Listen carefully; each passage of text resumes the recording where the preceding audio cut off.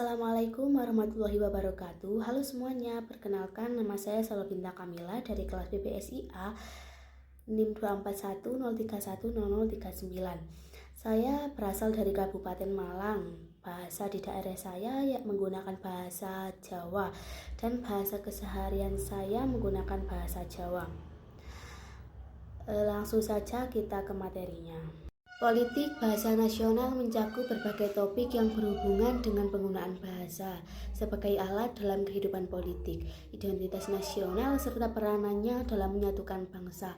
Ada beberapa poin utama yang biasanya dibahas dalam materi ini, antara lain yaitu yang pertama, bahasa sebagai alat pemersatu bangsa. Bahasa nasional memainkan peran penting dalam menyatukan keberagaman suku, ras, dan budaya di suatu negara. Dalam konteks Indonesia, bahasa Indonesia diambil sebagai bahasa pemersatu yang dapat digunakan oleh semua warga negara, meskipun mereka berasal dari berbagai latar belakang bahasa daerah. Yang kedua, politik bahasa dan kebijakan bahasa. Politik bahasa merujuk pada kebijakan yang dibuat oleh pemerintah untuk mengatur penggunaan bahasa di dalam negara.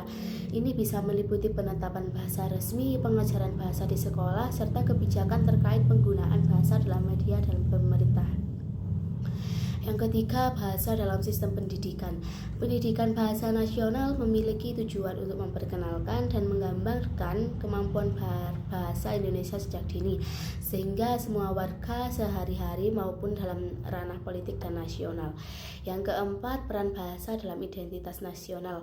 Bahasa nasional merupakan bagian dari identitas bangsa. Penggunaan bahasa yang beragam dapat memperkuat rasa kebersamaan dan nasionalisme.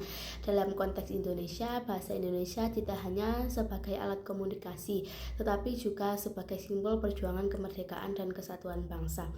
Yang kelima, bahasa dan kekuatan politik. Bahasa juga dapat digunakan sebagai alat untuk membangun legitimasi kekuasaan, menyampaikan ideologi politik, dan mempengaruhi opini publik. Yang keenam, bahasa dan multikulturalisme. Dalam negara multikultural seperti Indonesia, di mana terdapat banyak bahasa daerah, bahasa nasional seringkali berfungsi sebagai penghubung antar budaya. Penggunaan bahasa nasional di ruang publik, media, dan pemerintahan. Kemungkinan keberagaman budaya tetap terjaga tanpa mengurangi identitas lokal masing-masing kelompok etnis. Materi ini sering dibahas dalam konteks studi sosiolinguistik dan kebijakan bahasa, serta dalam kursus yang berfokus pada hubungan antara bahasa politik dan budaya.